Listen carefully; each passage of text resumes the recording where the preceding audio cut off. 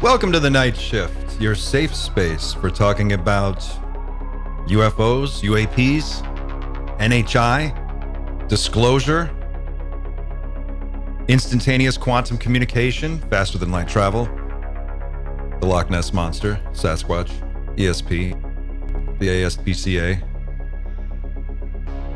and everything else your friends, family, and coworkers are so sick and tired of hearing you go on and on about. Welcome. My name's Clint, and I'm joined today by the amazing science filmmaker, science communicator, the legendary Simon Holland. Say hi, Simon. Hey, everybody. Welcome to the Night Shift. Hey, Clint. It's nice to be here. Thank you very much for having me on. And it is the night shift. It is the night shift where I live. I live in France. So yeah, if I fall asleep, wake me up. But this is great. Let's chat. It's so great to have you. Hey, just curious, because we don't get enough politics over here in the States. I thought we could start off with some politics, some light stuff. How is the aftermath of the U.S. election being handled in Europe? What's going on in your neck of the woods? Yeah, they think it's absolutely hilarious. No, it of course is majorly covered. Everybody thinks that what happened in the United States is a great surprise, and they're looking for to see how it's going to affect the rest of the world. So I don't know. I mean, I think it was not the result that many people in Europe, as far as I know, were expecting. But I think that's very interesting, and I think democracy happened, and I think we have to now see what is going to happen and be outreach to everybody who voted. That's great, good. Life is interesting. We were talking before the show, before we went live. You mentioned you had an interesting story, a connection with this election. What was that again? Yeah, it's very odd. So during the run up to the campaign, I started getting an awful lot of very hey, he's a Harris fan. I was going, I don't even know who she is, really. I mean, I'm a goat farmer in France, and Trump hater. I was going, really? I mean, please don't put me into some kind of category. And it really built up, and I didn't understand it until somebody actually reached out and explained to me that there's this very, very, very weird conspiracy. So it's all rubbish, but let me tell you what was put around in the Donald Trump campaign, supposedly, was that, you won't believe what I'm about to say, but on Werner von Braun's deathbed, he warned the American people that in a time of great political unrest, that aliens would suddenly be used as a political playing card. And my film saying that we're in a time of very of disclosure, of finding out that we're not alone in the universe, which I still stick by is imminent, if not actually happened, in my humble opinion, and it's just not being told to everybody. But that aside, that was seen supposedly by some people in the Trump campaign as a ploy by me, who was somehow playing the alien card to undermine the election. Of course, that's completely not true. But I just thought that was amazing, and I got unfriended by some people who I know very well, who just happen to be Trump supporters, which is fine. And the whole thing went completely out of hand. And then even today, Clint, I was in the Daily Mail, which is a large British newspaper, with Nick Pope, and they quoted something I'd said about confirmation rather than disclosure. in an article with Nick Pope saying how he thought Donald Trump might be the man who would make disclosure more likely to happen. And I was going, hang on. And there's a picture of me, Nick Pope, and Donald Trump on the headline in the newspaper. I was going, what's going on, Simon? Your phone starts blowing up. Yeah. That's right. It was not. There's no conspiracy from my end. It was all made up. But yeah, it was just. So you're sure you're not a secret member of the global elite deep state out to mind control and right humanity through your YouTube You better channel? not be. I've just told him where I live. Somebody actually asked me how much money I was being sent by the by some campaign funds. I was going, news to me, mate. They don't even have my PayPal address. I mean, it's just it was ridiculous. But you know, there's a lot of I don't know how to describe it what's the best, most neutral way. There's a lot of electricity in the air around election season, and I think it would do us all it would do us all a lot of good to just take a big, healthy, deep breath and a step back and relax. I feel like people get a little fired up. And it's we actually talked about it on this channel. We tried to address the question of what a Trump presidency might mean for disclosure going forward. I mean, try to do it in the most middle of the road, neutral, respectful way. And even then, it still cartwheeled out of control and became very difficult to handle. So it's a touchy subject. It's a good question. I totally get it. It's a good question. Yeah, sure. My personal, if you want my personal view on this, is knowing people coming from a family background who worked in the British government and knowing people in the military, the very last people who are ever going to disclose what they don't want to disclose are going to be your government and your military, because they invented the word secrecy. They put the laws. They're the ones who can lock you up for breaking those laws. I actually despise and think it's a mistake to even hope for disclosure, and I think our emphasis should be on confirmation, and we should be looking at independent and international people and experts and social media and everybody who has an opinion and witnesses globally on what is actually happening, and to even hope that any individual government is going to tell you things that they of course do know. Of course they know lots of things that we are not aware of, and tell you as a member of the public. I mean, the big thing about UAP is that they've been weaponized. I mean, the whole term 5 observables or 6 observables, which is a very interesting extra one of human injury, which I've been personally involved with very much with John Burroughs at Rendlesham Forest incident. That term 5 observables came from from DARPA and the military, because they don't have UAP, so they're studying how they move. Are they, is it weaponizable? Is it something? Is it kind of physics that we could exploit in the future? And so they're not going to reveal all the things that they know. You're going to get dribs and drabs, but if you want to really know what's going on, you should look at some science researcher in Mozambique, who's probably got better information than you're ever going to get told, in my humble opinion.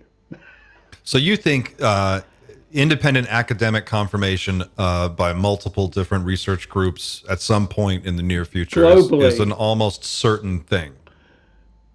That we could pretty much bank on it. Is that fair?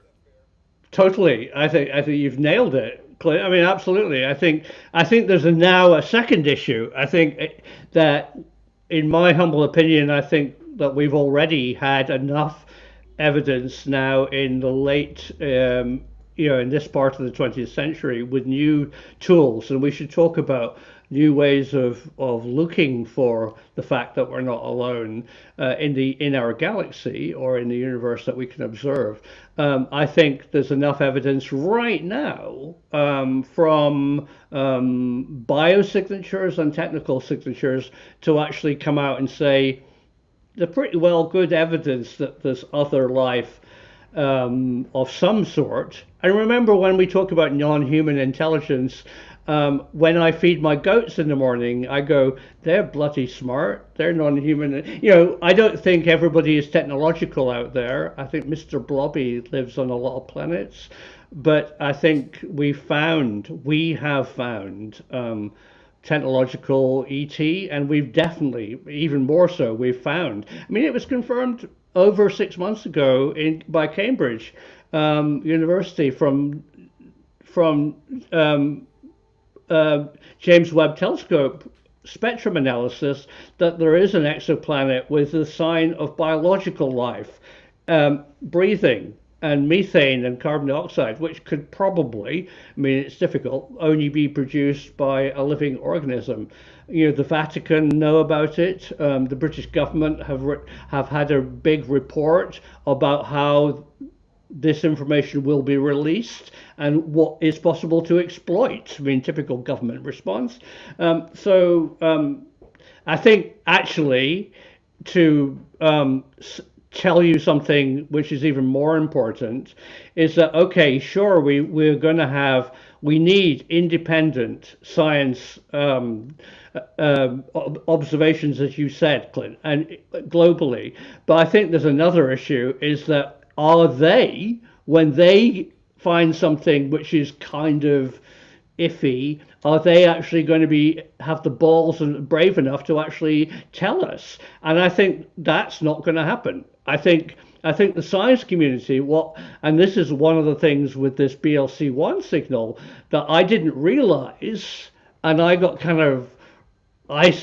really caught up in why aren't Breakthrough Listen actually saying they found an interesting signal? And it turns out that there's a protocol that has been kicking around SETI organizations to protect science that says we shouldn't say things too early. We should have a number of questions pre-answered before we go public, or else we'll end up looking silly.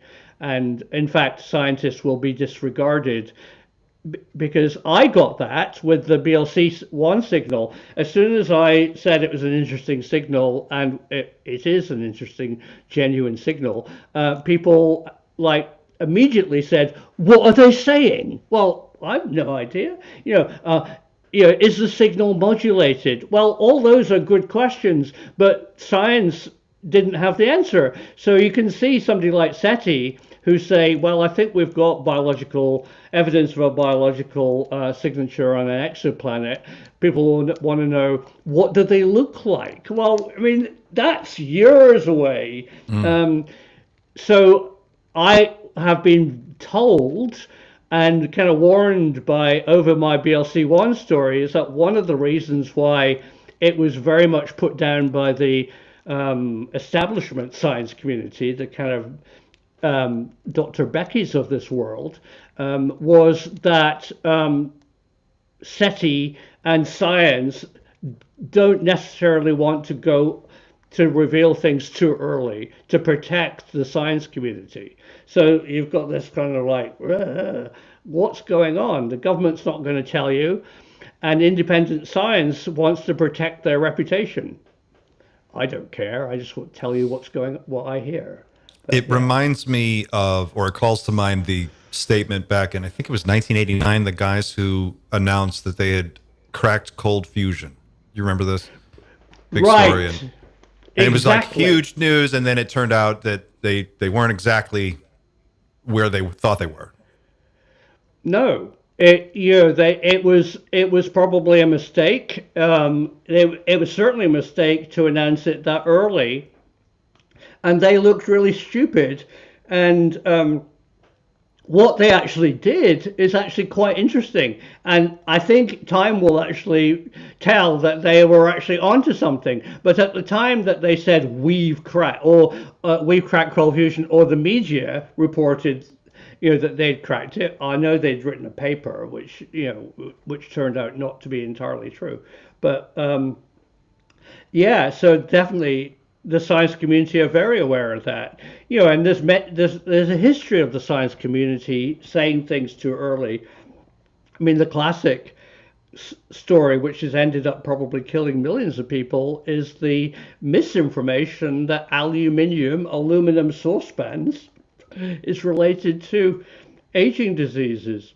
And that turned out to be completely not true. And that because of that, a lot of families were not giving MMR vaccines to children because it had aluminum in the vaccine, and they thought that was related. When in fact it turned out, again, science really cocked up there, and the story was that platelets in aging brains look like aluminum oxide, but the link to aluminum oxide wasn't proven.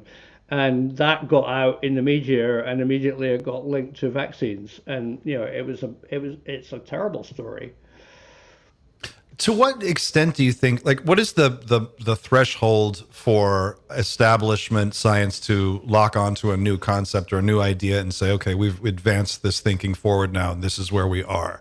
Because it seems like at any point, there's a reasonable chance that something could be disproven, and you'd have to go back and rethink previous assumptions. Very good point. I think science is about killing your babies, as they say behind the scenes in science community. I mean, you go through the most obvious things and you reject the most obvious, and as new data comes in, you say, I was wrong, and that's part of science. If somebody comes up and says, well, actually, did you consider this? And you go, you know what, I didn't. That's actually a really good point. You are allowed to. It's not a religion. It's not a Bible. Science is allowed to change. And I think, to answer your question a bit more directly, I think the science community are wussy. I mean, I think they are really, they are very slow to accept big concepts. I mean, look at the history. Look at Einstein, look at quantum physics. I mean, it was all very slow to be accepted. There was years of debate. I think television and films kind of portray the single scientist having some kind of eureka moment and changing the world. And I don't think it works like that at all. I think the science community are quite conservative, in that using the word in that way, to not accept change very quickly. You put out a video, just went up today, quantum communication with ET. Yeah. And this story has been bubbling for a while now, and it's kind of put you at the center of some controversy about this idea that we may have already established some communication, and you discussed the possibility, or I guess the reality, that some of this quantum communication technology has already been deployed with our radio telescopes. Is that right? Ooh, you're a very, very astute viewer, Clint. I mean, I wanted to. The answer is yes, and I think the subtext of the film was that quantum communication, which is not faster than the speed of light, because that doesn't work. It's instant if it works. Might well have been deployed. Now, the people who have deployed it and the people who are using it today and what they're doing with it want, between you and me and whoever's watching this live recorded podcast, don't want to say who they are. I kind of haven't even been told exactly who they are, but there is certainly, if you go with the fact that the person who came up with a way of making a quantum tunnel effect actually demonstratable, and Gunther Nimitz in Cologne University, he demonstrated it. It was originally thought it was a mistake. He redid it and proved to everybody. He now will demonstrate it to anybody. His graduate and postgrad students have been doing a lot of research on it, and even the original. I only learned today that the original piece of kit, which is now a piece of classic kit, is in the Einstein Museum in a university in Germany. So it definitely works, and definitely he reached out in cooperation with a European radio telescope community and said, instant quantum communication and radio telescopes might be a good fit.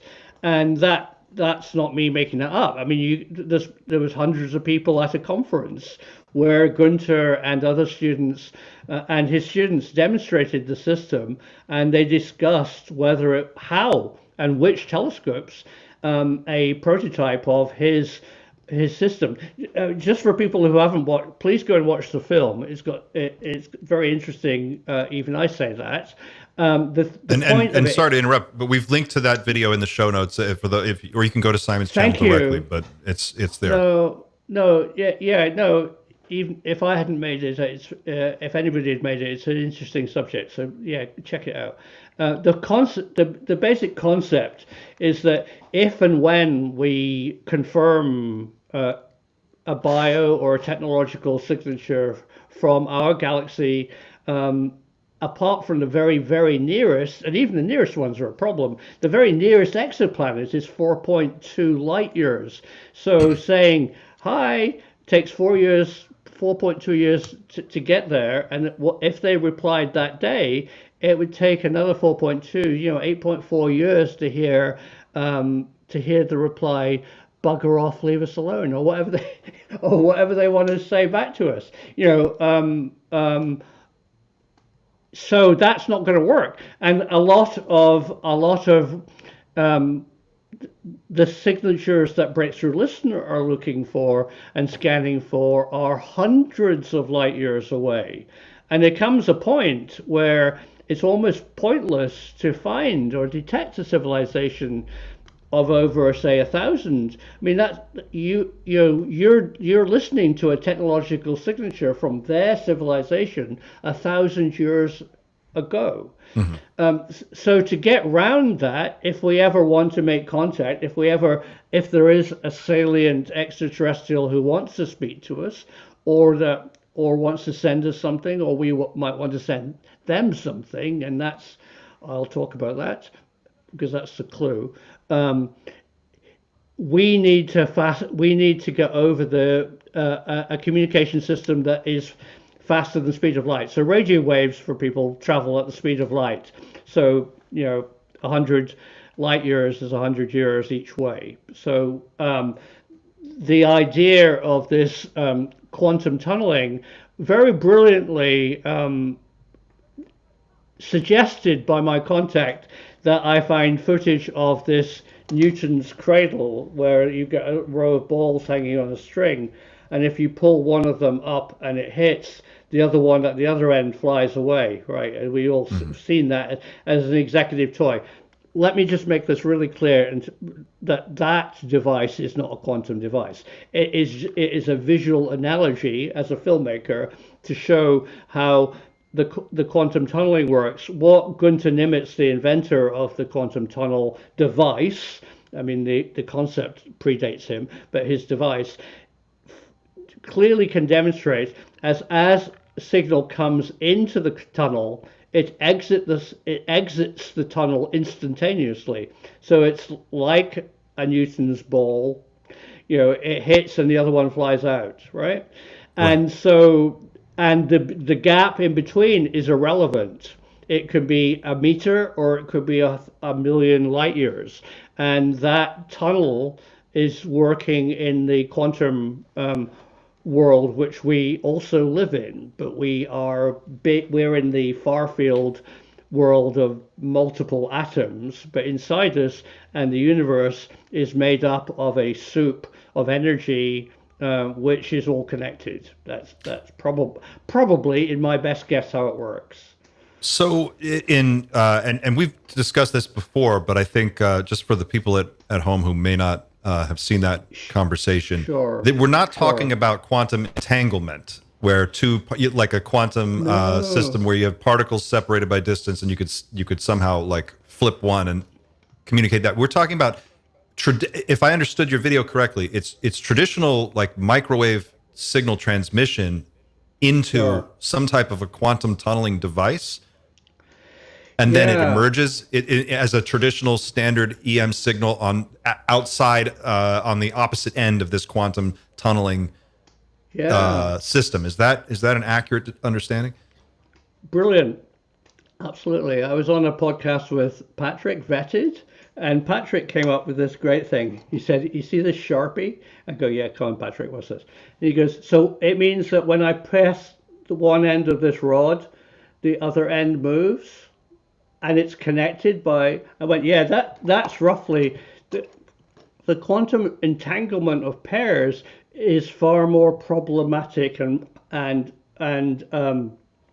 has an issue that by even observing how they are spinning up and down spin, you affect it." And so there's people have found it impossible to find a way that you could encode, say, an upspin on something that would be locked, so its pair would be a downspin, because as soon as you look at the upspin, it changes. And so it's like this is not entanglement, although it must be related, and I'm not a quantum physicist, but from what I got is that it's a more of a direct transmission. It's as if the way that I see it. So first of all, I should say I gave my contacts a really hard time because I didn't want to, after being told about BLC1 with its ups and downs, I didn't want to do another video where people were going to go, "Oh, you got it wrong again." Not that I actually got BLC1 wrong; it was just misreported, and I can more than happy to talk about that. But with this video, I said I don't understand it. I mean, why didn't Marconi, when he made his first radio, maybe 200 years ago now, why don't normal radio waves just quantum tunnel? They become instant. I mean, why do they have to send a signal up to Telstar and across the Atlantic? I said, so what is it that Gunter Nimitz has built that makes a signal tunnel? And he said he makes a signal tunnel by not letting it exit the antenna. I went, oh. He said he actually blocks it. There's a lot of radio is transmitted along something called waveguide. It's literally like a square tube conduit, and it's very, very sized to the frequency that so all normal radio goes through these. It doesn't go through wires, it goes through a waveguide. And what he did is, in the waveguide, he made a special device, that's all I can be told, which is a series of traps that stops the energy going out into being transmitted as normally, and the energy is captured into the quantum world, and then is then directly connected to the other end. Now, there's lots of questions there. It's going, does it transmit everywhere in the universe? And the guy who's this radio telescope scientist said it's a very focused effect. You have to have a tuned transmitter and a tuned receiver. because I was saying to him, why you could use it to talk to submarines. I mean, because the submarine would be connected quantumly, and he said it wouldn't work because you wouldn't know where the submarine was. So there's bits of this that need to be further explained by a radio telecom engineer, but I'm getting some of it. Hopefully, I've probably confused everybody, but Well, it sounds like the Yeah. basic concept is that he's demonstrated this. I think the thing that caught my attention in your video was that it sort of described being able to construct this device with more or less off the shelf technology. Is that right? Like it's not anything. In other words, it's not some like Right. world-shaking No. new concept in technology that no one's ever thought of before. This is actually kind of an older idea that has been around. Sure. Supposedly, it is an older idea that's been around, and that I guess Nimitz himself was a person who understood both radio technology and quantum physics. So he must have been the right person at the right time to bring this together. I wish I could just talk to him. We should have him on as a guest. I think he's still alive. That would be my ultimate, and it might be difficult. I think he's 89 years old. Thank you. Yeah, he's quite Thank you. old. Yeah, that would be old, right? And I think he might not, as we are communicators to an extent. I'm slightly struggling here, but I mean, I think that he would have difficulty in explaining in layman's terms, and that's something that if I do anything, I try and take difficult physics and try and bring the concept to viewers and try and explain it. And I really appreciate, with my catchphrase, the truth is out there, meaning the truth is out there because you, the viewer, have spent a lifetime working in microwave transmission networks. So when I say something, you can just add, oh yeah, but you need to know this as well, and go, excellent. I want people to add to this story, or bring their expertise to it, and that's what I get. I wake up in the morning with emails from people, amazing people, who say, haha, that's very interesting, Simon, or that's a load of rubbish, whatever they want to say. I mean, it's great, and I appreciate that. But you have you've mentioned BLC1, and then in this video we're talking about the quantum communication instantaneously.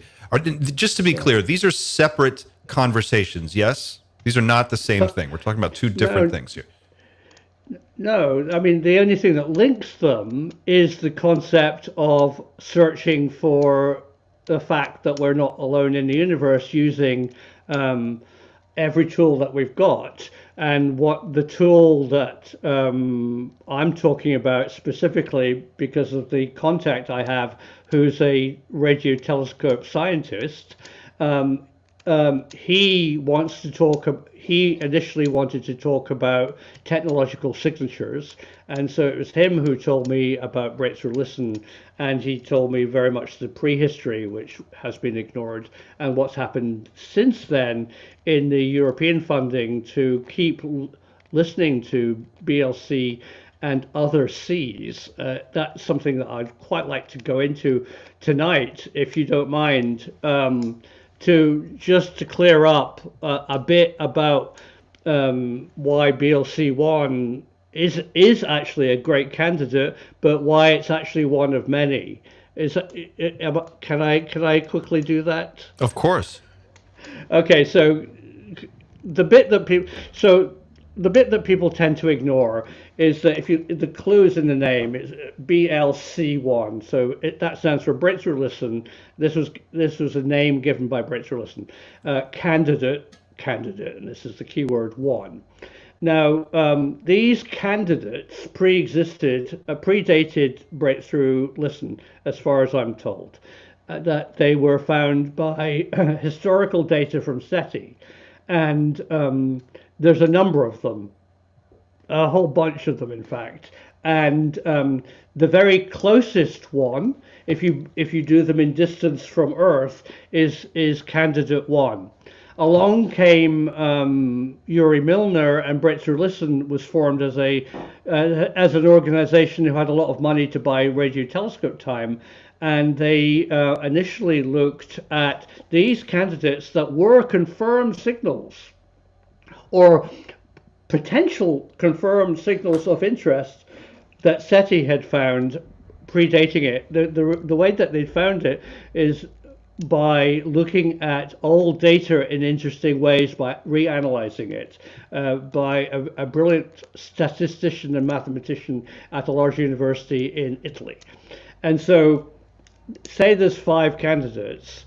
Breakthrough Listen, BL, candidate from Italy, 1, was the one that was very closest. And when Breakthrough Listen turned their telescope time that they'd bought at Parkes telescope in the Southern Hemisphere in Australia to BLC1, they found a signal that was predicted, and as they would. And they did that one because it was the closest and the easiest to listen to. That's what Andrew Simeon from Breakthrough Listen told me, the principal investigator. That's why they started with candidate 1, and they found the signal. When they turn the dish away, it goes. When they point it towards it, it's there. It's very narrow band, and then later on they found that it had a Doppler shift, meaning that the signal was coming from something moving, and it was emblematic of something moving, which could be the rotation of a planet or a planet orbiting. It wasn't spinning round and round like a gyroscopic satellite in Earth orbit. It was only slightly moving, either orbiting or rotating as a planet would.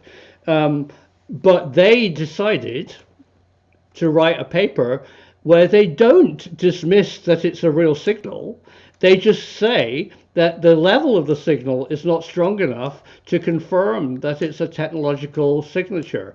And that's the problem. I'm quite intrigued, even although the signal predates them. They bought telescope time, they found it, it does exist, but they wrote a paper saying, I don't think it's good enough evidence. And that's been taken as it's rubbish. Well, it's not necessarily rubbish, because Breakthrough Listen, quote, principal investigator said to me, we're still interested in it, and we've moved on to the other candidates. So, they've got lots of candidates. And then he also blew my mind by saying, Breakthrough Listen doesn't only use radio telescopes, we're looking for lasers in space. They have a setup at a telescope in California that can sight if ET are using laser technology. And then they're also, of course, looking for biological signatures, and those would be coming from the James Webb Space Telescope in the infrared spectrum analysis of exoplanets. So they are really looking widely. Why did they rubbish, or I don't think they really did rubbish, why did they say that BLC1 wasn't a confirmed signal, and why it might be human interference? Well, because that's all the data that they got back in 2019. And that's where a lot of the people who have been criticizing this story have stopped, because when their paper was published. But since then, a large organization in Europe under the name of Astron have invested through European money into this amazing network called LOFAR, which is in Germany, France, the Netherlands is the headquarters, in the United Kingdom. And what they did was build a network to actually listen to the candidates in a new, novel way. And what they really did is that they networked all their telescopes together. And then since then, they've used this networking, which they've invented, because telescopes have time-based errors because of their geographical position. They can now network the square kilometer array, the bit that it's working, a large telescope in South Africa outside of Cape Town, and the LOFAR network in Europe, to actually get much better data on other candidates. So they're just not revealing everything that they found. So post 2019, that entire search got an enormous upgrade and infusion of new capability. And you're saying that story is still very much alive and open to develop. Sure. And that's just in North America and Europe. I mean, the other enormous candidate player in this picture is China with their FAST telescope, which is a Arecibo dish type telescope, but 10 times more powerful. And between you and me, I don't want to talk about it particularly for various reasons. The Russian radio telescopes are also doing staggering work on the search for ET, I hear. So who's going to be the first to actually be brave enough to reveal it? So is it fair to say that we're in a race condition between America and Europe and Russia and China to announce which is something? a great, if I had to put money on it, it seems that, remember, Breakthrough Listen are a privately funded organization, but I mean, they are a scientific organization, so they should be open to international scrutiny and revealing and publishing their papers, which I'm sure they are. But ultimately, they bought a lot of telescope time. So I won't, and their funding is no doubt finite. It's a certain amount of money, which they are spending like crazy. They bought all the available time that they could at Green Bank in West Virginia and at Parks, and now they're part of this. What amazingly people aren't admitting is that Breakthrough Listen are now part of this Astrum European network. I mean, they actually work with them, and they also are very interested in the square kilometer array because it's a very powerful telescope. And then, is there a connection with China? I don't know. I've heard that there might be. I've certainly seen Breakthrough Listen's name mentioned in Chinese astronomy. So, if I had to put money on it, I would think that the most likely organization to pull together biological, optical, and technological signatures are going to be Breakthrough Listen. I think they're doing a very good job, but I think they could be pipped to the post at the final hurdle by China. There's a lot of prestige in being able to make an announcement like that and get it right. But there's also a lot of danger. That's what they're weighing up. Sure. I mean, I personally think there's a good enough evidence that we could, here in November 2024, say quite boldly that we've got really good biological and technological signals. It's interesting how it seems like this is sort of just anecdotally. It seems like after every American election, usually within the first quarter of the next year, the first quarter of the new administration, there's almost always some kind of crazy news story that just comes out of left field. And I'm not saying that means anything, but it just feels like this could be a good one. I think. I think the story's out there. I mean, I think the science community are just waiting for the right moment. I think they're protecting their butts, to get enough data. I want to dig into that because there was some interesting controversy online, and I want to go there. But I think Xander had a question, and then Xander, you want to jump in? So it's more of a, if you'll indulge my internet assembled scientific amateur mind for just 2 minutes, and I think I probably reflect because I've had a lot of questions related to faster than light communications still. So if you don't mind, I'll just jump back there very, very quickly.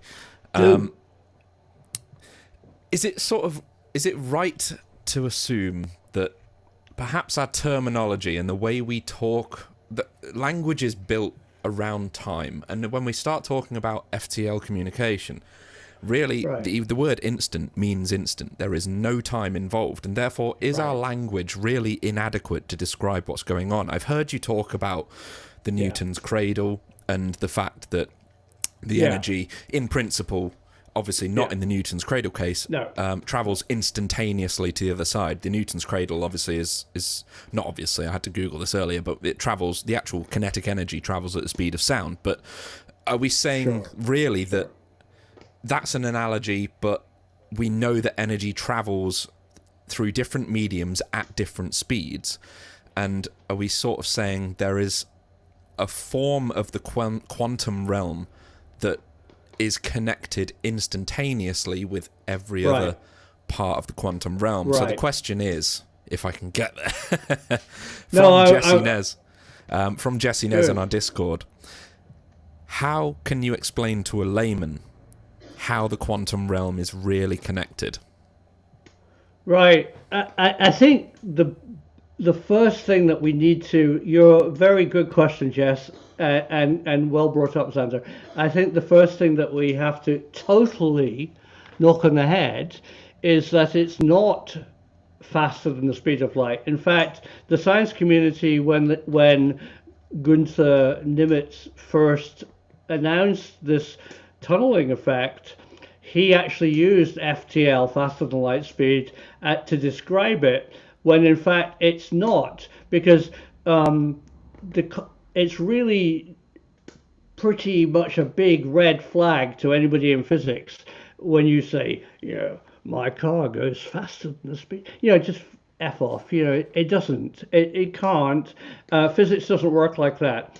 But quantum physics doesn't need light speed. It's a rule book of its own. So the quantum world is the world of subatomic particles. It is everywhere. We are effectively quantum because we're made of atoms. So inside our atoms is the quantum world. And it seems that the quantum world apparently is omnipresent. And the idea of how this tunneling works is, as something goes in one end, as I said, Patrick did this with his stick, it pushes it and it pops out the other. I mean, the toy, the Newtonian ball toy, sure, it's only the speed of sound, but our brain is pretty slow at seeing that. It appears as if the energy goes in and it pops out. That's the point of the quantum tunneling. There's not energy traveling between the sender and the receiver. As soon as the signal goes in, and he can demonstrate this in his lab, Nimitz, he played music into one side of the tunnel, and then the same music, the same note, the same very quaver came out of the other end, as if the bit in between didn't exist. It was as if you were putting your ear to the transmitter, but the receiver was a good distance away. So the bit in between had no time effect. When he took his tunnel section, which he initially built of 1 meter in length, out, and you had two horn antenna, one sending and one receiving, he got the speed of light back, and you could measure the music was being, or the signal was being received with you had to account for the 1 meter gap with the speed of light.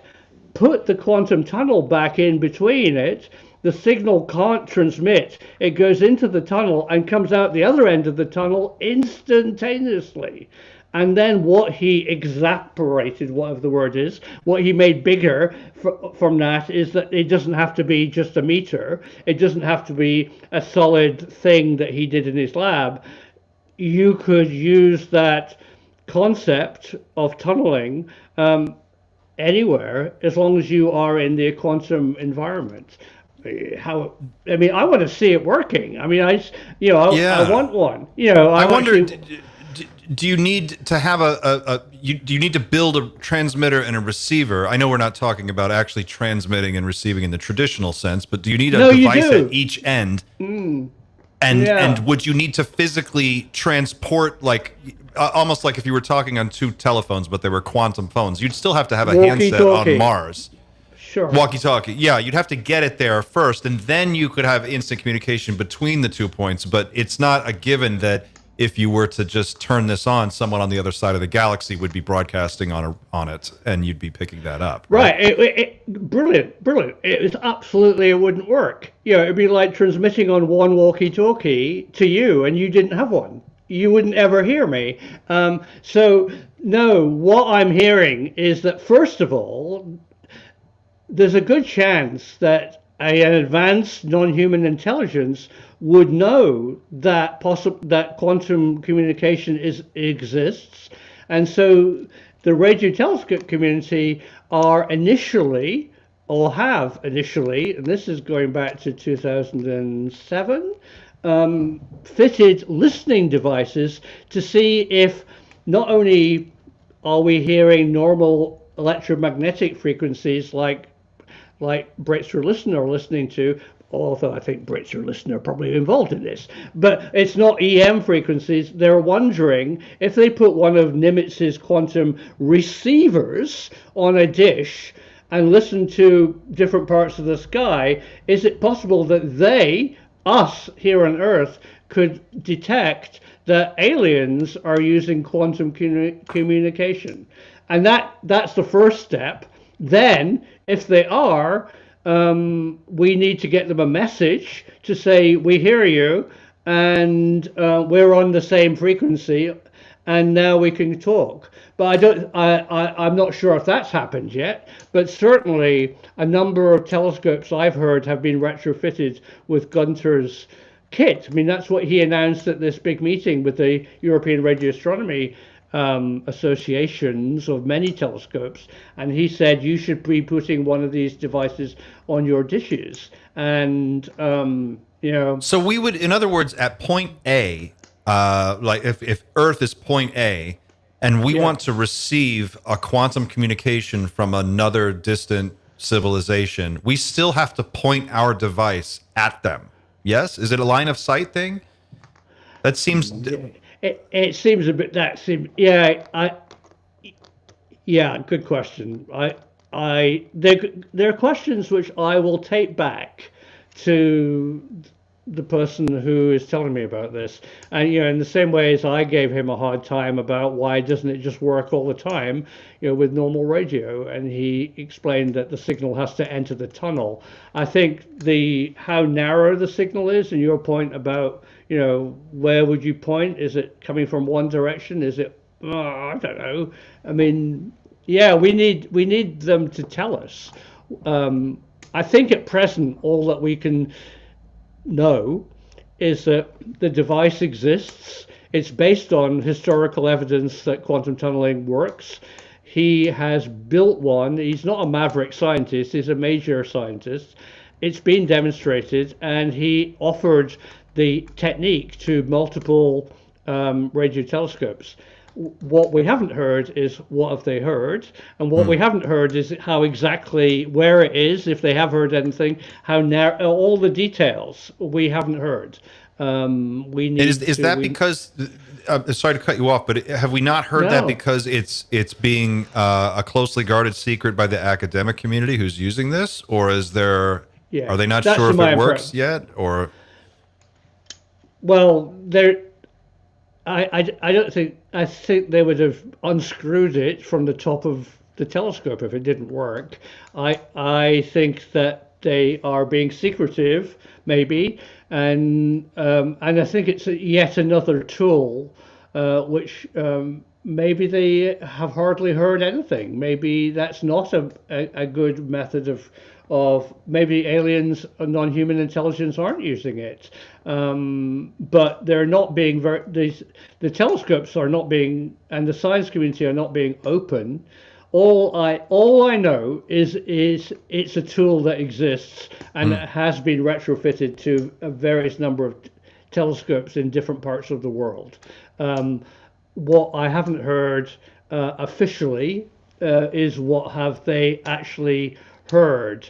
But I am prepared to tell you something now, which I'm slightly reluctant to say, which I didn't put in my film, which I'll just tell you, is that the organization who are using the quantum tunnel communication device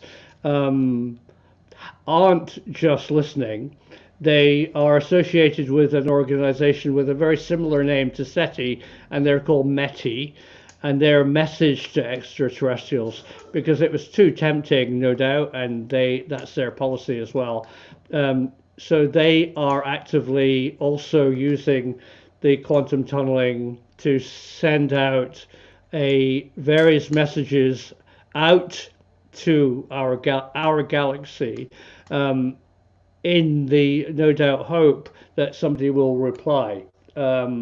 So that's very much the people who are using it. I think I probably can't say much more.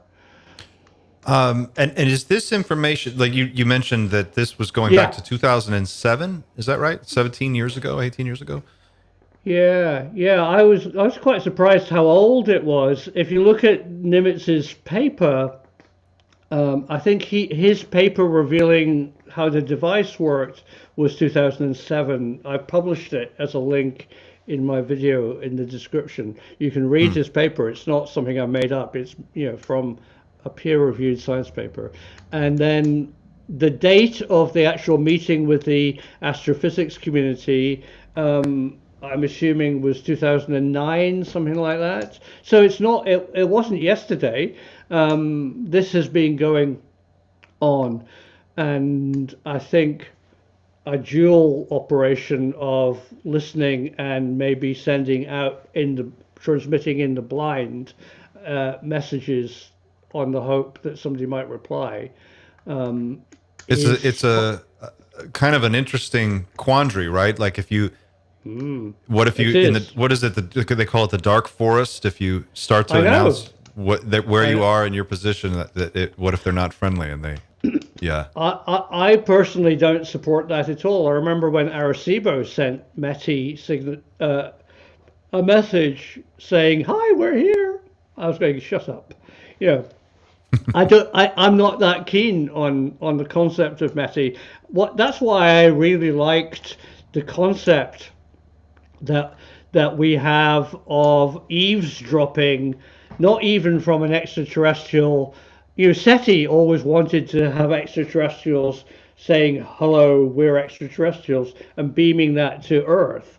Whereas Breakthrough Listen and the BLC or the C range of confirmed candidates were the buzz of an electromagnetic technological signature. It was like we were listening to see if that planet was active. We weren't talking to them, and they weren't sending us a message. We were just going, "Haha, those lot are listening to AM radio." Oh, well, of course they're not. But I mean, whatever. They have a technological signature, and that's as far really as if I was in charge of the program, that's all I would do. I think it's potentially very dangerous to be METI and do METI message to extraterrestrials.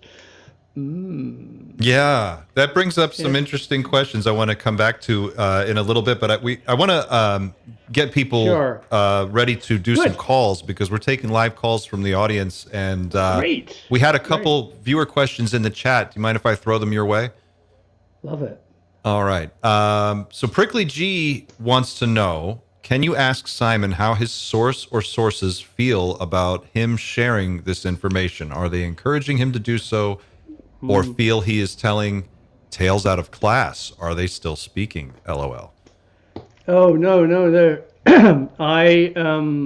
so today's film I particularly posted early for your audience so we could discuss it. It was about time I made another film, thanks YouTube algorithm. But I finished it early so we could discuss it. And I can tell you, absolutely, I have spent the whole day on some type of messenger service talking to the source, and I sent him three rough cuts of the film where he made very, very interesting and erudite suggestions. So I've spent the whole day, right literally until it went live on my channel about late afternoon here in France time, making editing alterations based on a very encouraging feedback from my contact, who said basically brilliant, but could you I think you could be better.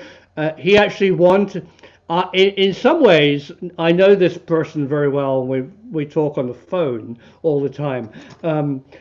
I am actually quite conservative. He thinks that the film that went out today should have talked much more about METI. And I said, I think METI is a different film. I think the concept of this device is a big enough film. And then I can do a follow up when the time's right, on the whole concept and dangers or advantages of messages to extraterrestrials. The reason he's saying that is because he knows that METI are the people who are involved with these devices. I see. To answer the viewer question, no, it's totally encouraging, and in fact is continually pushing me to say slightly more than I feel comfortable with. But just a reminder to everybody watching, if you want to talk to Simon directly, if you want to call in, please go to our Discord and join the waiting room there, and then we'll get you sorted out so that you can ask your question in just a minute. So Ebony McKickass, great name, wants to know, what question would you ask NHI once communication is established? Well, part of the film I made today, it was my contact saying the technology of making an instant quantum tunnel isn't the actual issue. The issue is, how would you begin to communicate with a genuine alien?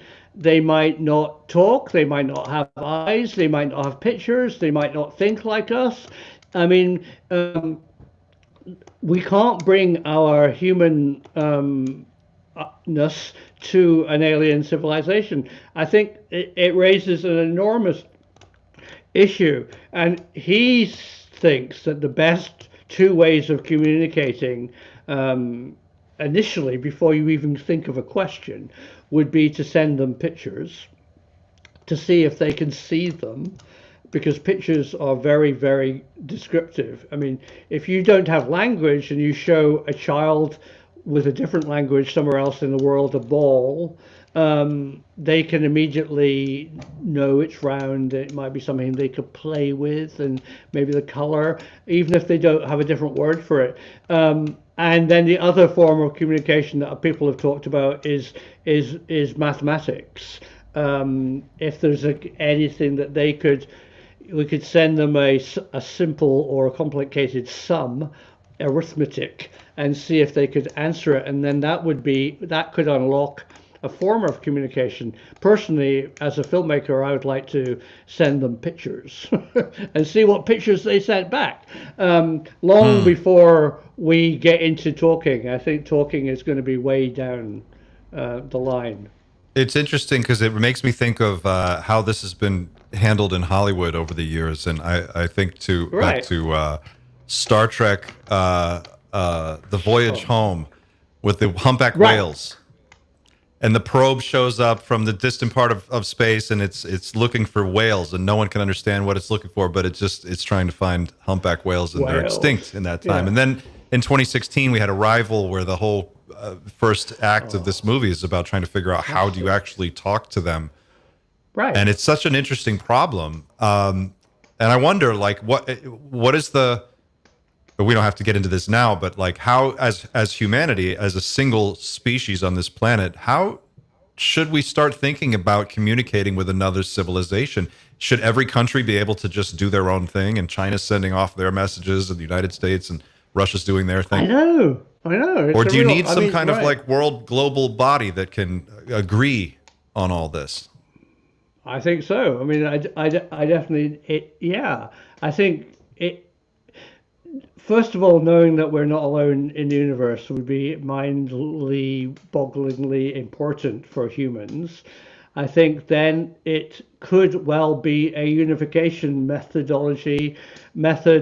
between countries, because we're now going to have to agree who and what are we going to say to them, and how we share. If you remember in the Origin film, no, whatever it's the First Contact film, there was a massive row. Remember, they had that video wall where they were thinking about all the questions and how to contact, and then all the countries started going offline when they all got into the terrible notion that the aliens, in fact, were dangerous and they were going to be a military threat.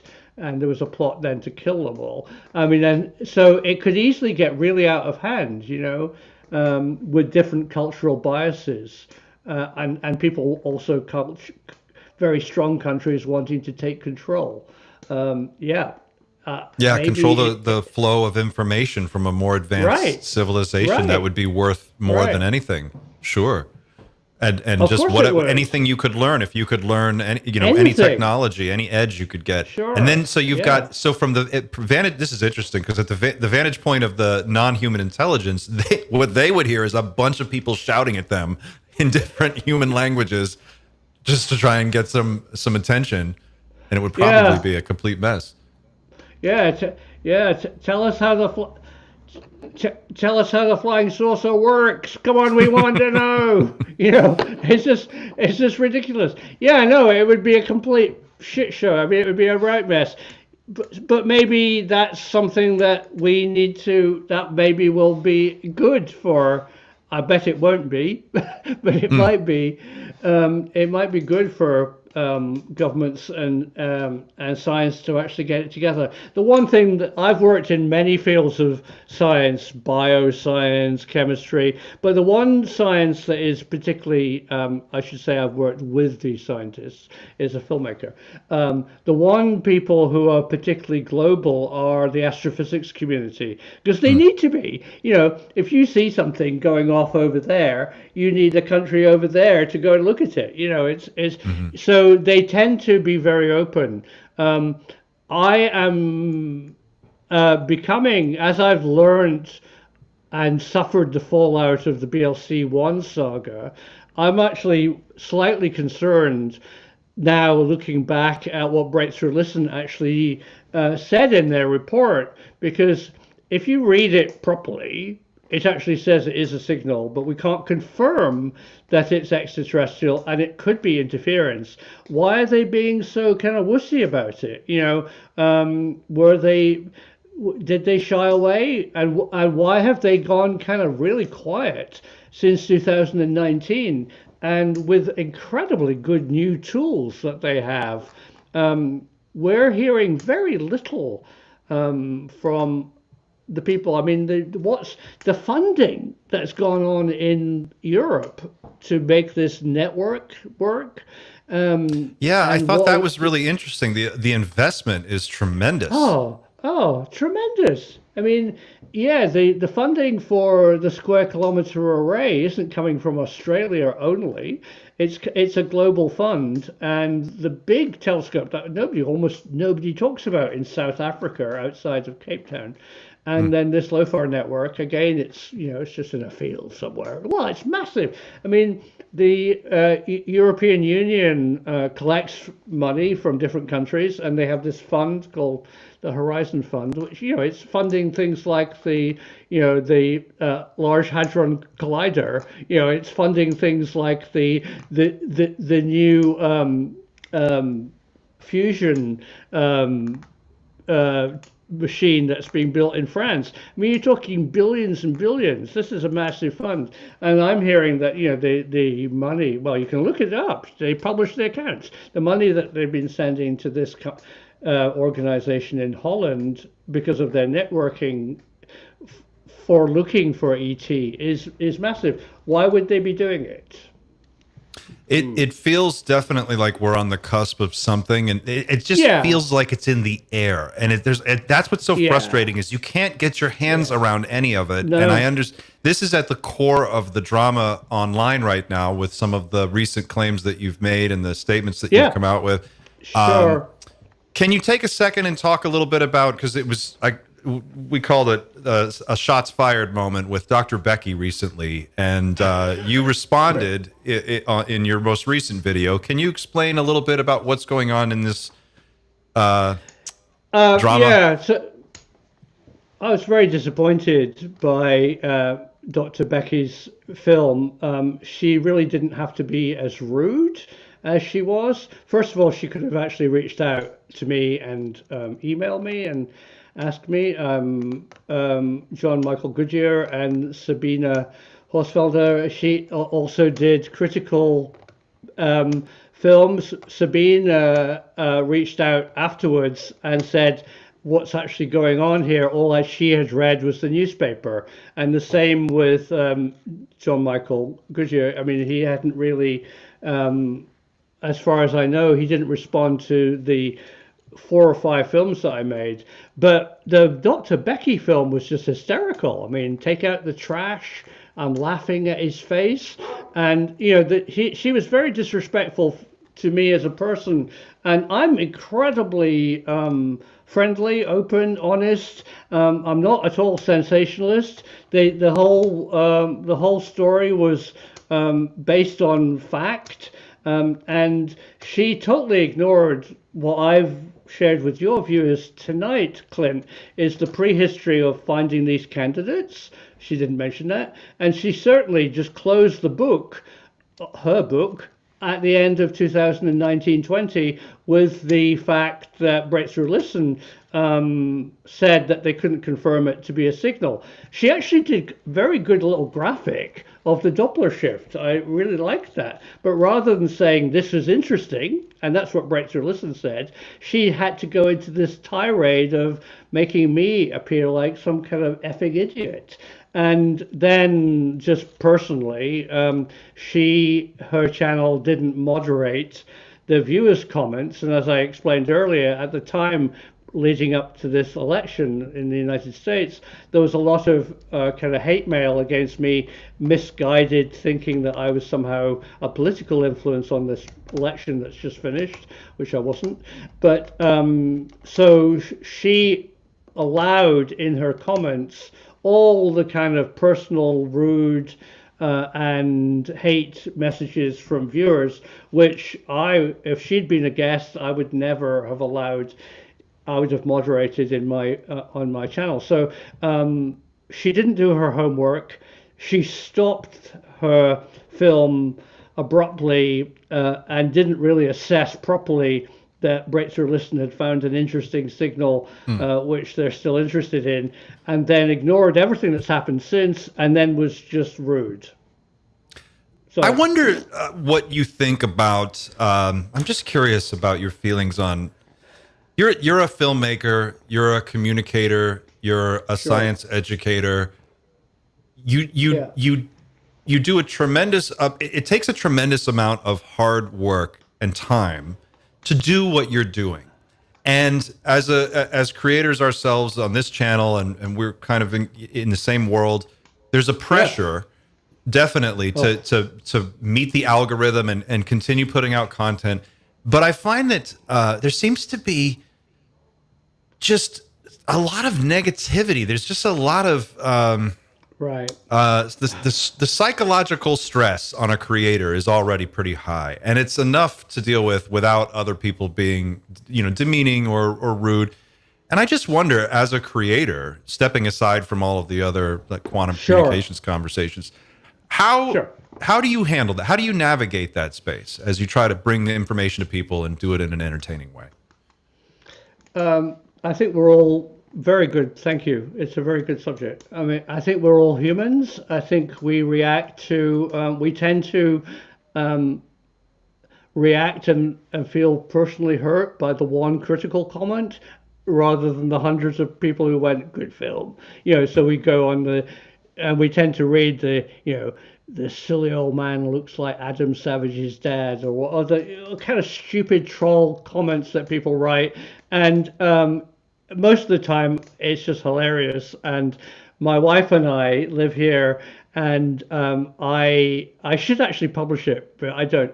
I choose comment of the day, and it's a comment that somebody that really made me laugh, or somebody who's saying something truly evil, and it's just absolutely hilarious. But on bad days, of course, it gets to you, and I go out and feed the sheep and ride my bicycle around and think about life, and I really don't need it. Certainly for the amount of peanuts that YouTube throw at us creators. A terrible. I've worked in broadcast television all my life, and I've never had such a low-paid job as working on YouTube. But I also love it because the whole idea is that there are films and we can say what we want. We don't have executive producers or broadcasters down our neck, but we have this terrible YouTube algorithm, which is a great censorship because it censors it censors education and science and challenging, because we're not unboxing lipstick, we're not promoting a new iPhone. So advertisers pay, literally, physically pay less money for science shows, and especially if it has the damned flying saucer, UFO, ET, non-human intelligence word in your title or in your description, or well, that's what you're discussing. It puts off the big advertisers like Disney, probably, although they make a fortune out of selling films about the very subject. But I mean, it's very much a commercial organization, YouTube, that they don't pay for films. Basically, they don't pay for any film, and they reward controversy. Yeah. It reward, there's an incentive to be a little bit inflammatory and to fire back and to attack other creators. And I think that can be a little destructive, especially in a community like ours, where we are, I think, trying to get to the bottom of a big. This is something that it's kind of been an itch I just can't scratch with people like Neil deGrasse Tyson, and it seems like some astrophysicists just have this. There's a cockiness, and it's. I feel like it's so misplaced because. Against the UFO community in particular, because what I see in our community is a group of people across all ages, all demographics, all educational backgrounds, attorneys, engineers, regular, English teachers, artists, mathematicians, regular folks, blue collar people, all across the world, who are fascinated by the idea that we're not alone and want to explore that. And I feel like for people like a Neil deGrasse Tyson, not that this is about him, but it's such an opportunity if you're an educator to capture someone's curiosity and then bring them into your conversation, into your world. And I feel like in particular, some astrophysicists seem to be just rude. It's just they're so dismissive. It's like, what are you trying to do here? It's to dismiss the whole concept out of hand or blow off people who are trying to get to the root of it. Right. No, completely. I worked closely with Neil on his very first film, and he's a tremendous educator. And his background at the Hayden Planetarium, and an astrophysicist, And I think his actual podcasts are very funny. I think he's broken down a lot of barriers in the United States with how he approaches science. I actually like him, but his approach to the so-called UFO community is pretty bad. I think he should take us a bit more seriously. Suddenly I'm kind of saying I'm in the UFO community. I don't know. I'm just I'm thrown into. I don't want to lump you in with the rest of us, but welcome. We're a fun bunch. I think so. I think it's great. I was very skeptical at first. I don't. Still to this day, don't like flying saucers, but I certainly know UAP exist. Many countries have admitted it. The United States is one of the few who hasn't officially said they do exist. I live in a country that looks at them every day and publishes the data. Britain, with the Condon report back in the year 2000, said officially for the Ministry of Defence, UAP are real. There you go, it's said. And it's only the United States who are still kind of not publicly announcing it, although they are one of the biggest funders of looking at the observables of what they can do. So I've been saying it for years. UFOs are that's the safest conspiracy theory that you can get involved in. If you really want to be like, right. we're going to come out smelling like roses on the other end of this thing. We only have to be right once. And the numbers, the math says we're right. That's a really good point. I kind of in a bad moment thinking about people who are going, everything you're saying is terrible, it's rubbish, and you're being hoodwinked, and how do you trust your source, and things like that. And I just know, because I do trust my source, by the way, people who ask that in the comments, I know that there's far more information already out there right now tonight than that's being shared, and that I am beginning to understand why. I understand why they want to, in some ways, get their ducks in a row, or else, as you said earlier, cold fusion, bad. It needs to be they need to be at least 10 steps ahead of annoying questions, the obvious big questions. And I think there's a lot of work going on behind the scenes. But you could even in open source internet find enough information that you could probably come out with a pretty bold statement right now that there's stars out there that are richer on the building blocks of life that we have in our sun, that have more oxygen and carbon, and we now know that exoplanets are omnipresent in every star pretty well. We found hundreds of them. We know the age of the universe more, although the early age is in great doubt at present. But we know when planets were made. We know the age of a star. It would be so weird if other stars that are richer in the building blocks of the chemistry of life that occurred on Earth didn't produce Mr. Blobby, and then if Mr. Blobby didn't end up building a quantum tunneling receiver, I don't know. We started out as Mr. Blobby, single-celled organisms here on this planet. Still am, yeah, exactly. And it's anywhere you go on Earth in the most extreme environments, extremophiles down in volcanic vents at the bottom of the ocean or the middle of the Sahara Desert. There's life just everywhere under every rock. It's everywhere, and it's so inconceivable to me that we would be in a dead universe. I feel like it's a pretty safe bet. The UFO, we tried to corner the market on the UFO community here at Night Shift. We wanted to get in early. Good. Get on this. We've got a caller who has a question for you. I think Xander. What do you reckon, Clint? Do you want to do the transition to the calls? Are we ready for it? Can we do it? Okay, buckle your seatbelts, guys. This is going to be more power than you're ready for it. Let's do it. Let's do the bump.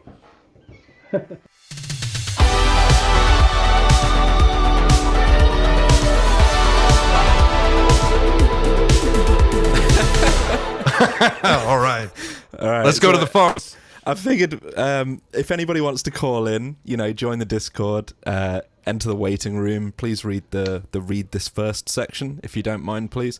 It really helps us out. But yeah, after that, join the waiting room. I'll get to you when I can. Our first call is from Florian from Austria. If you just give me a second, Florian. You are live, my friend. Hold on a second. There we go. Oh. Welcome back. Simon. Hi, Clint. First of all, thank you both for your videos.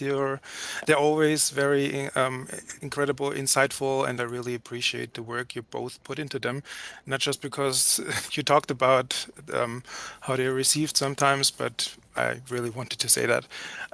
My question, do you think that if something like quantum communication exists, might it also manifest in other areas that don't immediately seem related, such as remote viewing or seeing the future? For instance, Yeah. if we are truly connected with everything in the universe, could this connection allow us on some level to know things instantly or perceive possible futures? For example, there are moments when Yeah. we think that someone is calling us or messaging us Yeah. before we even think about them and stuff like that. Yeah. Yeah. Great Good. question, Simon. What do you think? Oh, hi, Florin. Hi to Austria from France. It's great to hear you. Well, the latest science is very much talking about quantum consciousness. How it appears that our innate feeling of consciousness and our connection to the universe might actually just be an effect of our internal quantum state that we have inside our atoms, tricking us to make us feel, to make us in the far field big world, somehow know that the quantum world, is all connected. And so, in fact, we as humans, we put a lot of religion and myth and God and things and hippie ideas on the feeling of feeling connected to everything.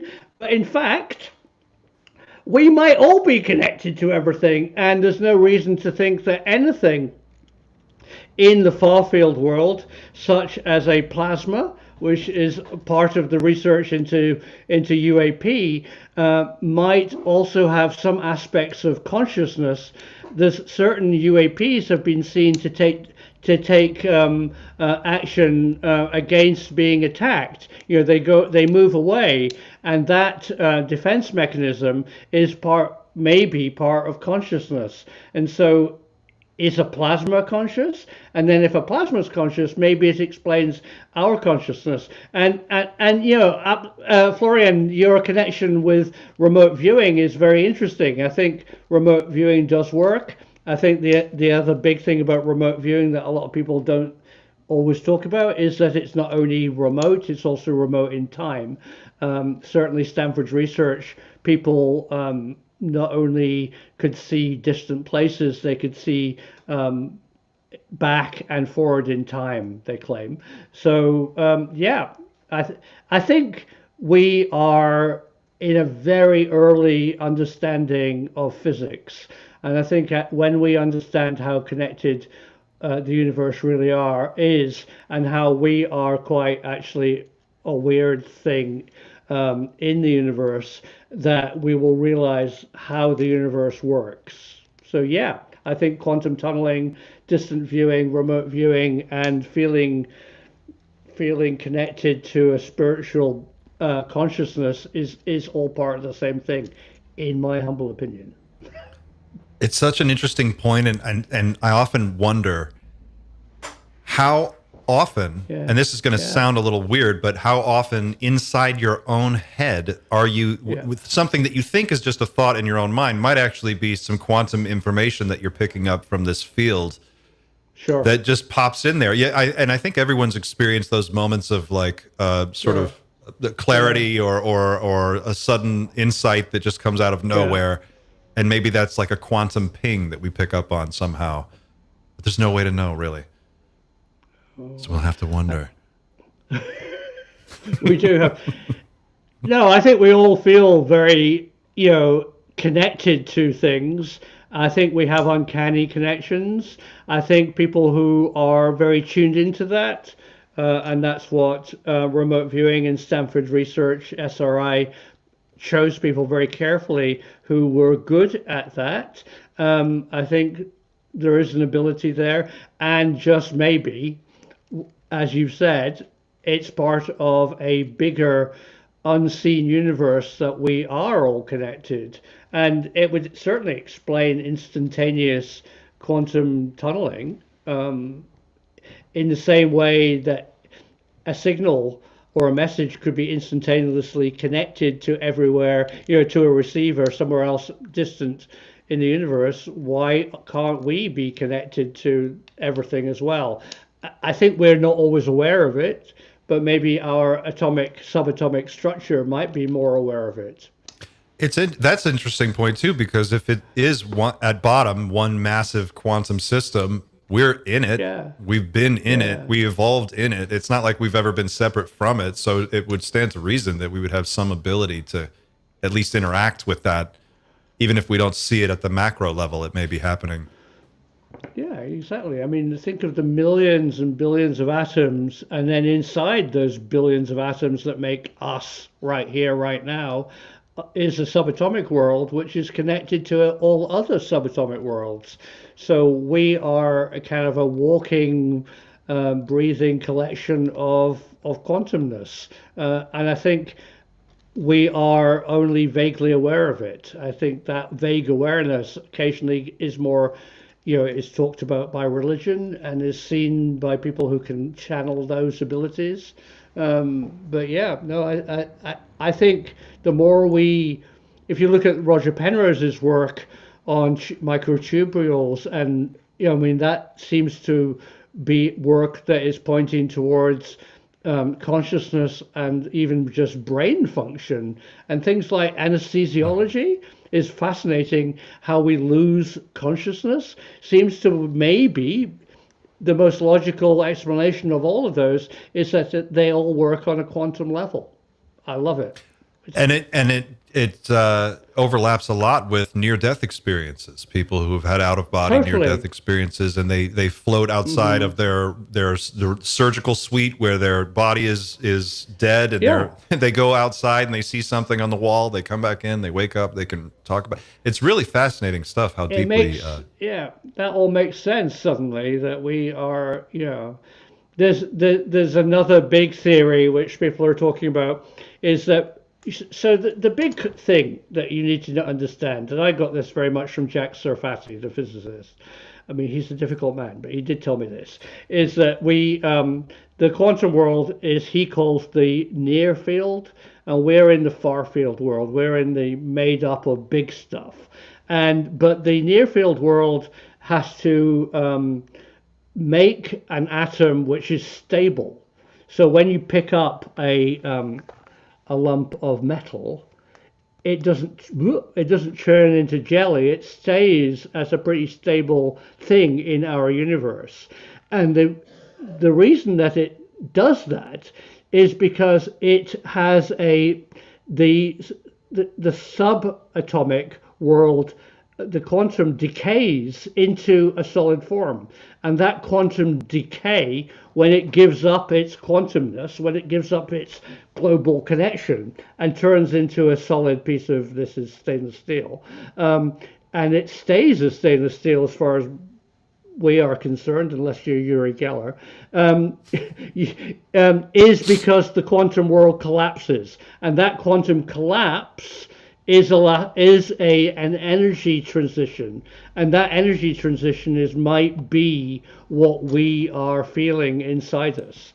And there's something, I mean, I'm not a physicist, but he talks a lot about quantum energy collapse and the transition out of quantum into far field. I wish I knew more about it. And I think as physics develops, I think you'll hear more and more of this. I think we have another question from Coffee Bum. Is that right? Oh, yeah, hell yeah. Another caller?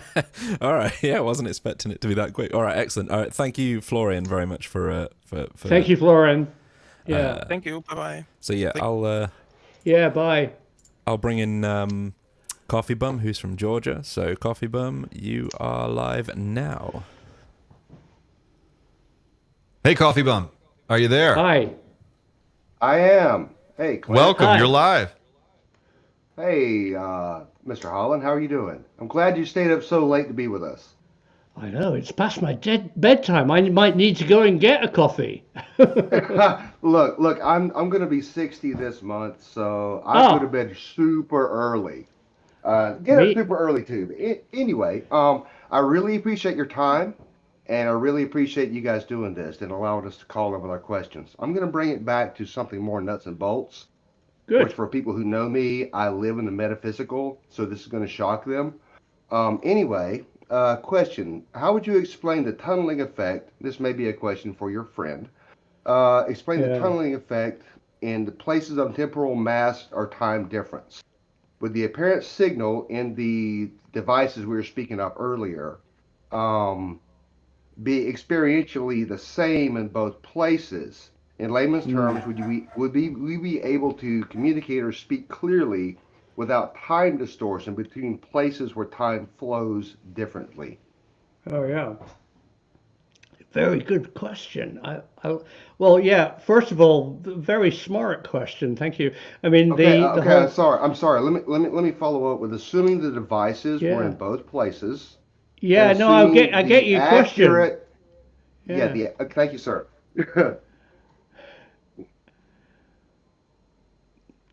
Well, let me jump in. I mean, first of all, your caller's absolutely right. I mean, time is entirely relative.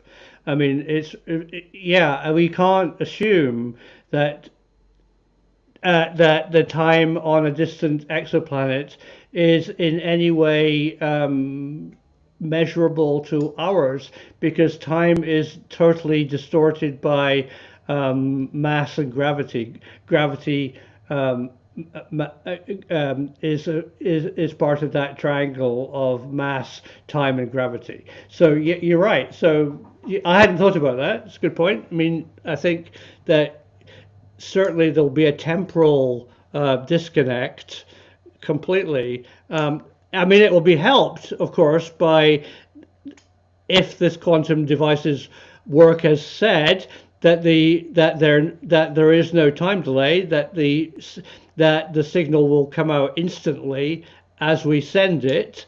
So. I mean, these are the kind of questions that definitely need to be explored. And yeah, good one. I haven't got any more answers, but apart from agreeing that time is relative. What do you think, Thank Clint? you, sir.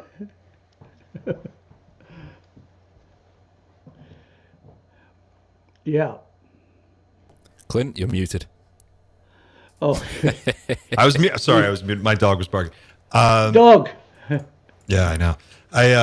That one's a tricky one, and I imagine that if I think about quantum communication as one of the pillars that makes a Star Trek universe possible, but one of the problems in Star Trek is with a galaxy-spanning civilization, and you have ships going and coming, everybody's communicating instantly. Yeah, how does the time dilation effect from everything else that's going on play out in real Right. time? And I guess there's no way to know until we actually try it, right? I mean, We'd have to see it. we kind of see that in the world today. I mean, Mr. Yeah, we Holland do. is in Scotland, and we're here. I'm in the East Coast, U.S., so we got a Right. temporal difference we got to adjust to. Yeah, I know we do. I mean, there's classic stories of that are humorous. Like there's been battles when people used to go to war and two armies would get together. There's a classic story when somebody agreed that we'd have the battle on a Thursday and one group turned up on a Wednesday. It's like They cheated. yeah. And even near the one that I remember working on a history film for PBS was the Bay of Pigs invasion was basically lost by the Americans who were going to get involved in invading the Bay of Pigs because they hadn't compensated for Cuba being an hour different. The arrogance of the American military. That's close to home, sir. That's hitting close to home there. Is that true? I mean, it was in some film I worked on, but I mean, I believe everything I work on. Oh, But I mean, I don't know, sir. But it sounds like it might be true. It really does. sure, Thanks for the question, Coffee Bum. I think we'll we'll leave it there. thank you. Yes, sir. That Thank was you. great. We have one more community question. Now, this one's a little clunky. I'm not sure if I'm going to how this is going to sound, but I'm going to read it, and hopefully this will make sense. Just This is from Sneaky Guy. Question for Simon. Theoretically, wouldn't quantum messaging be extremely dangerous on our end? Or maybe the real question is, how could we determine if the contact was with artificial intelligence or biological intelligence? It's a great question. And personally, yeah, eventually I'm going to get read into the METI community. That's roughly what's going to happen in my future, because my contact is a METI kind of person, and I'm not there. They are still discussing how much they want to share with me, but I am very leery about that very question. Certainly, Professor Stephen Hawking said, "Don't talk to aliens," and I think a number of people have said that. I mean, I think you're right. I mean, are they going to be playing us? Are they already? Do they already know that we sent the message? Do they, did they tell us how to build the device? I mean, there's tons of, are they manipulating us from afar? Are they bad players? I mean, yeah.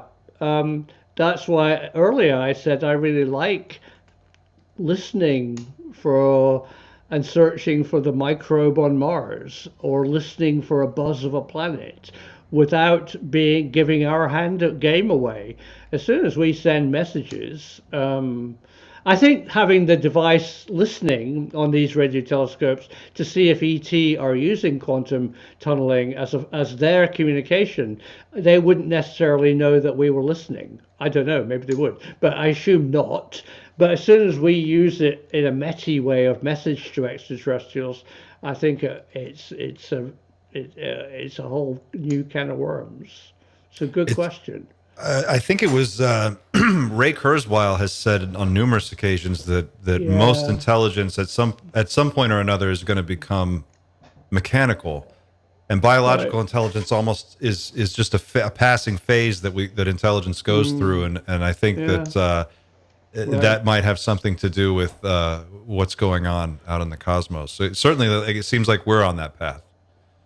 It does. To merge with machine intelligence. Sure. Right.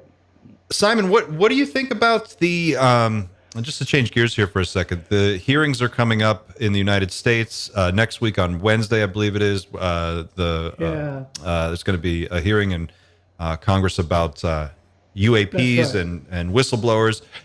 Do you have any thoughts on that? And are you looking forward to that, to learn anything new, or what do you make of this attempt? I'm not looking forward to it. I in any way whatsoever.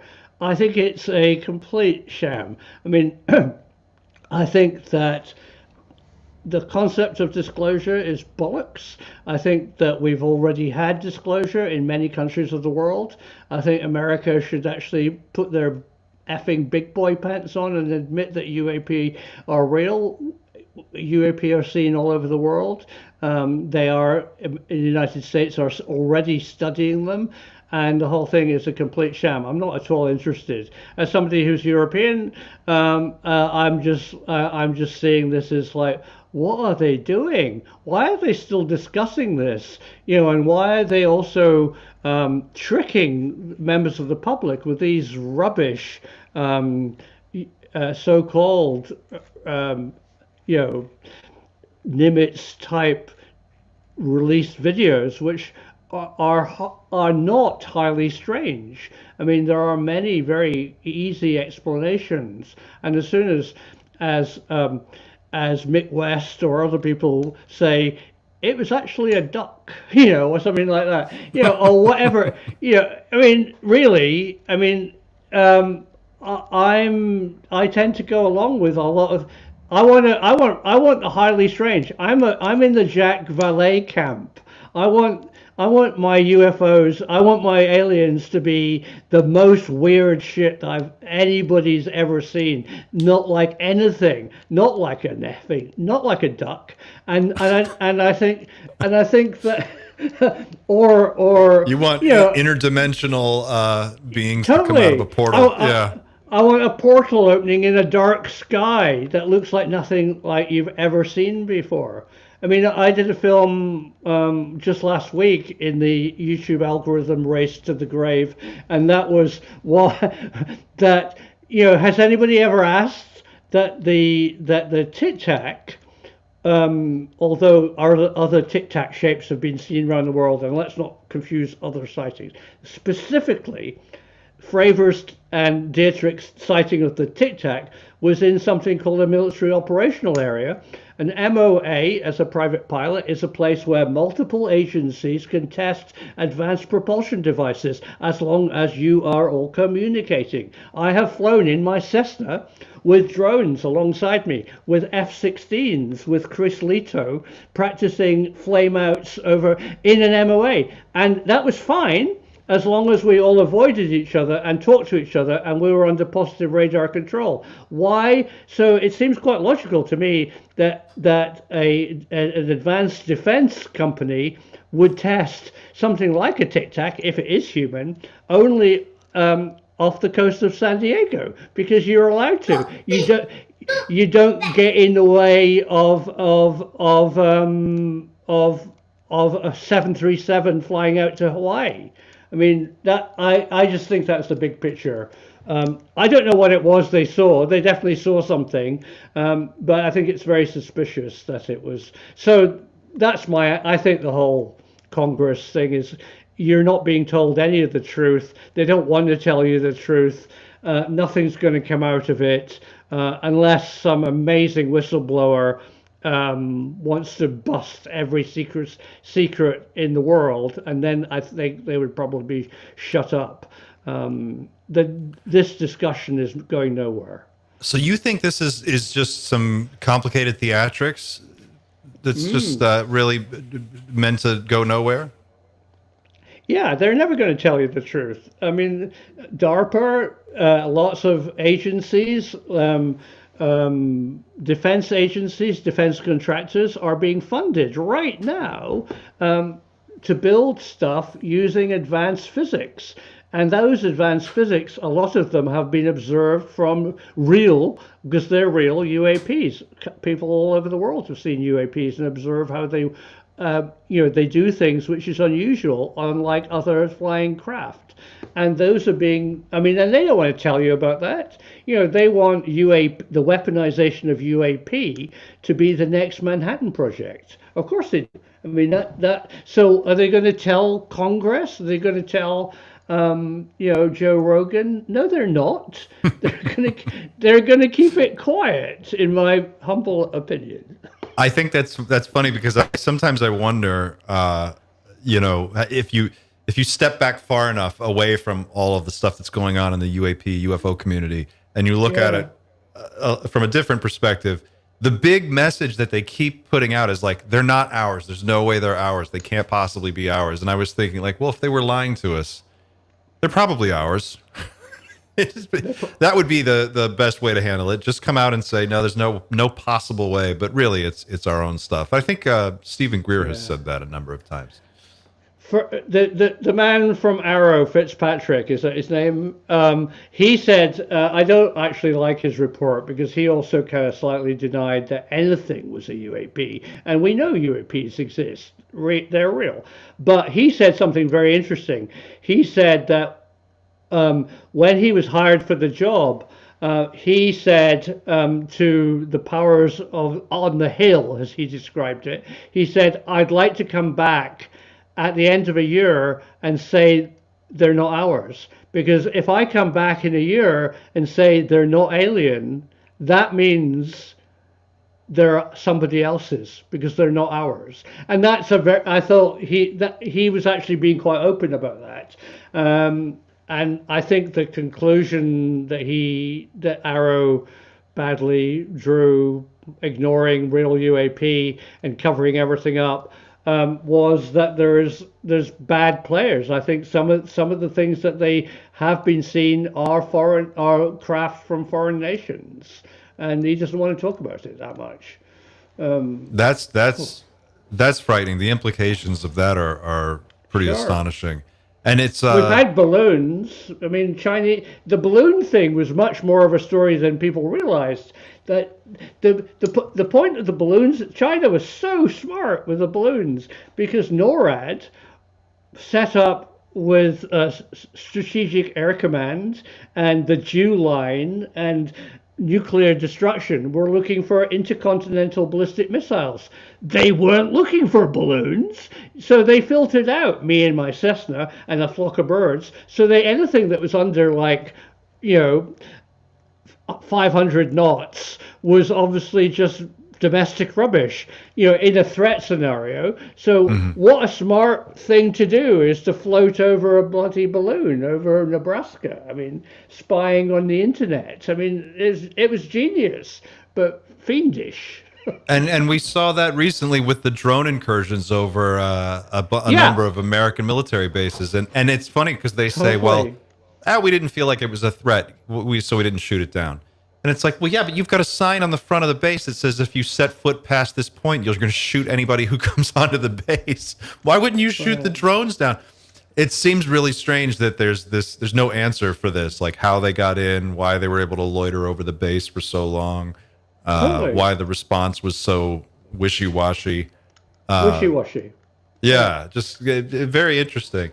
So you're firmly in the camp that what we saw with Tic Tac Go Fast Gimbal was either top secret domestic technology or some foreign adversary that had reverse engineered some of this or come up.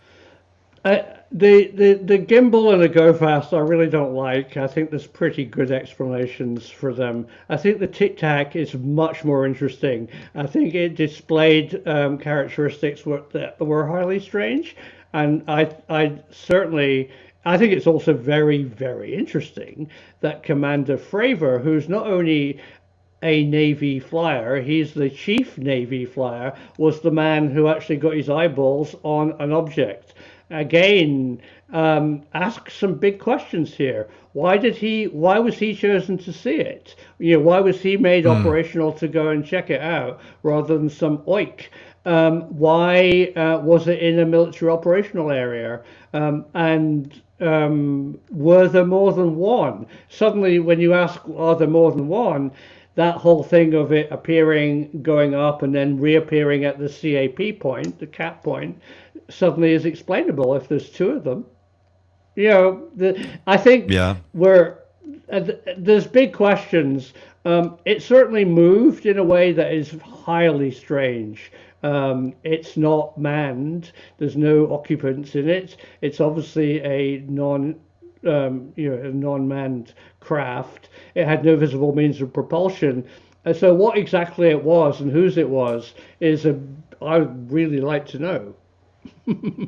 I think one thing I'm interested in learning more next week, I think it's Admiral Tim Gallaudet is going to be testifying. Oh, yeah. He's great. Right. And he had an interesting presentation at the Soul Foundation where he said that he had an email chain with other admirals, and as they were doing these training exercises, all of the brass were seeing these objects come and go, and they were asking each other, do you know what this is? Can you identify? Does anybody know? Are they testing something, or is there something going on here? And none of them knew.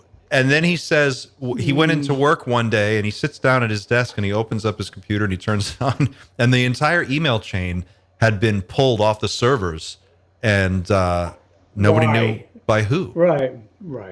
And this is the guy who was the head of NOAA for a period of time, and certainly in a position to know a lot of things. He's a fantastic guy. Yeah. Oh, right. Well, that's just. Well, I mean, that just points that there's players in the system that are hiding stuff. I mean, if it's alien or if it's man-made. I spoke to somebody who thinks if they had to nail what it was and whose it wasn't military, which is a very interesting point, that it was a test vehicle from the Department of Energy. And then if you start looking at the DOE as an organization, they still have the mandate on exotic physics. They would be the one the Pentagon and DARPA are pretty clunky. I mean, they put a lot of money into things, but anything that is truly exotic, that moves in ways that is very odd, actually it goes straight to the DOE.